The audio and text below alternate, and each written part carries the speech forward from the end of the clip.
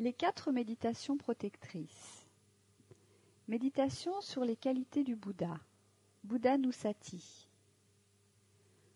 Le Bouddha est complètement libéré de toutes les impuretés mentales, de l'avidité, la colère, l'ignorance, l'orgueil, la vue fausse, le doute religieux, la torpeur, l'agitation, le manque de honte à faire du mal et le manque de peur à faire du mal. Il n'a que des facteurs mentaux positifs et ses 10 paramis sont au maximum.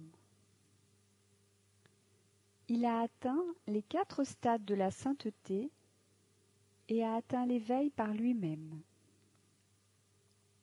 Il est pur, vertueux, louable, vénérable, digne de grande valeur.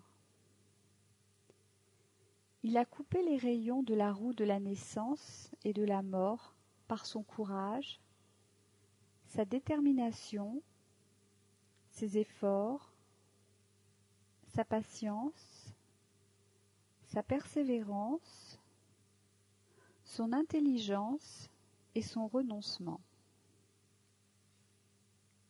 Il a une immense compassion.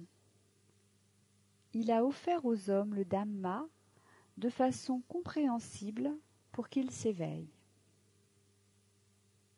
Il possède les pouvoirs surnaturels tels que voler dans le ciel, marcher sur l'eau, se rendre invisible, voir ce qui est très éloigné ou très petit, entendre un son très éloigné ou très faible, lire les pensées des autres, se souvenir de ses vies antérieures, voir où un être se réincarnera après sa mort, la sagesse provenant de la méditation, créer de la matière par l'esprit. Il est doté des 15 charanas, observer les préceptes, ne pas s'attarder sur des images et des sons agréables, être modéré dans la prise de nourriture, être vigilant et ne pas dormir excessivement, avoir la foi, cultiver l'attention, avoir honte de faire du mal, avoir peur de faire du mal, avoir des connaissances générales sur le Dhamma, faire des efforts dans la pratique, avoir la sagesse née de la méditation, la concentration intense des premières, secondes, troisième et quatrième absorptions.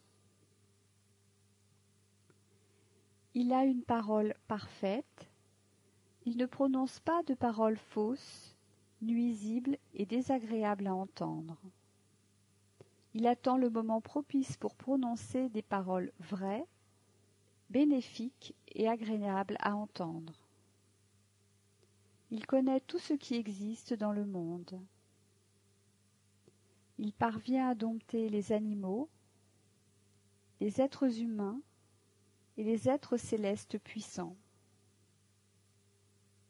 Il est le maître des humains et des dévas, les êtres célestes. Il a une très grande connaissance. Il connaît les 4 nobles vérités, la noble vérité de la souffrance, la noble vérité de l'origine de la souffrance, la noble vérité de la cessation de la souffrance et la noble vérité du chemin menant à la cessation de la souffrance. Il est béni par le pouvoir, il a le pouvoir total de son esprit, le Dhamma, il connaît les états d'esprit qui transcendent le monde, Nibbana. La célébrité, il est connu dans tous les mondes pour sa véracité. La gloire, son corps est parfait. La volonté, Il peut produire tout ce dont il a besoin pour lui-même ou pour d'autres. L'effort, il possède l'effort juste. Méditation sur l'amour bienveillant, Metta Bhavana. Commencez par se souhaiter à soi-même. Puissais-je être libre de tout danger? Puissais-je être libre de la souffrance physique? Puissais-je être libre de la souffrance mentale? Puissais-je être en paix et heureux? Puissais-je atteindre l'éveil? Ensuite, souhaitez un être cher. Puisses-tu être libre de tout danger?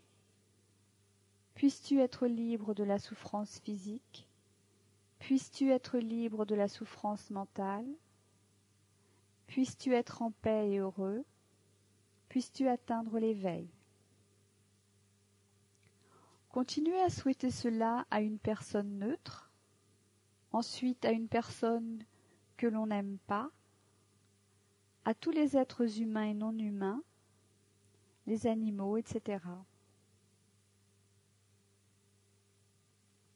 Les effets de cette méditation sont: on s'endort facilement, on ne fait pas de cauchemars et on se réveille bien. On est cher aux humains et aux non-humains. Les devas nous protègent. On développe l'amour bienveillant en soi. On est rapidement concentré. Notre teint devient clair. On meurt l'esprit calme. Si on n'a pas de meilleure réalisation, on se réincarne dans le monde des Brahmas. Méditation sur le corps, Asubha Bhavana. Méditez sur les cheveux, les poils, les ongles, les dents, la peau, la chair, les tendons, les os, la moelle des reins, le cœur, le foie, la plèvre, la rate, les poumons, les intestins, mésentère, la nourriture digérée, les selles, le cerveau, la bile, la lymphe, le pus, le sang, la sueur, la graisse, les larmes, la salive, les sécrétions nasales, l'urine. Pensez par exemple aux cheveux quand ils sont sales, gras, à leur mauvaise odeur. Une fois la répulsion ressentie et maîtrisée pour le premier groupe, passez au second groupe pour finir avec le 6e groupe. Avec la concentration répulsive, le détachement naîtra et non le dégoût, la haine ou la peur. Pensez aux désavantages du corps, douleur, ennui, maladie des yeux, des oreilles, du nez, de la langue, de la tête, des dents, de la gorge, du sang, des intestins, au froid, à la fièvre, à la faim, à la soif, etc. Voir la beauté des cheveux quand ils sont jeunes et voir comment ils sont quand ils vieillissent. De même pour les yeux, le nez, les oreilles, les dents, la voix, la gorge, les bras, la peau, le corps en sa totalité et voir sa fragilité. Méditation sur la mort, Maranusati. La vie est frêle, courte et limitée. La mort peut frapper à chaque instant. Très souvent, nous oublions combien nous avons déjà souffert et combien nous souffrirons encore. La méditation sur la mort nous aide à ne pas relâcher notre pratique, à abandonner le désir avide et la colère, à faire face aux souffrances dues à la méditation et à approcher la mort. La mort viendra, la faculté de vivre s'arrêtera. Impermanentes sont toutes les choses composées, sujettes à naître et à mourir. Nées, elles vont s'éteindre, cesser, mourir. La vie est imprévisible, sa durée n'est pas connue à l'avance. Elle est difficile, limitée et liée à la souffrance. Il n'est pas possible de ne pas mourir.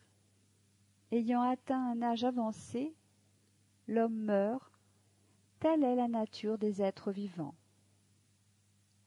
Tous les êtres meurent, de la même façon je vais mourir.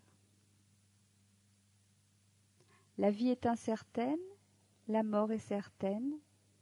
Dans peu de temps, ce corps sera étendu sur le sol, sans conscience, comme un inutile morceau de bois.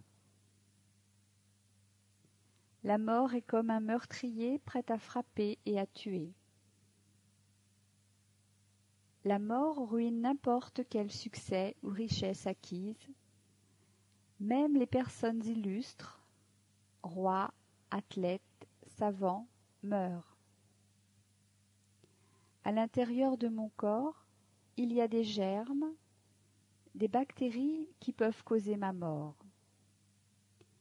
Ma vie est frêle, la perturbation de la respiration ou de la température peut entraîner ma mort.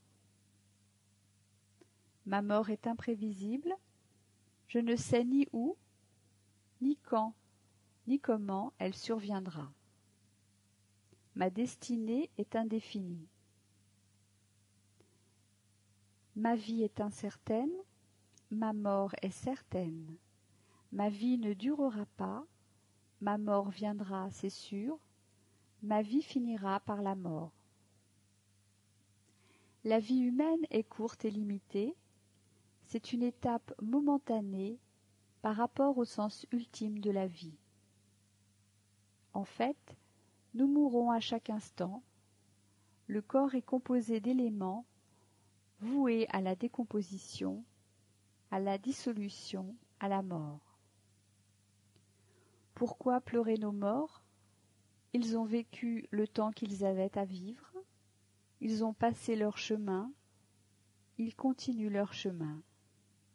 Les larmes ne peuvent toucher leurs cendres ou leurs cadavres. Pourquoi me rendre plus malheureux?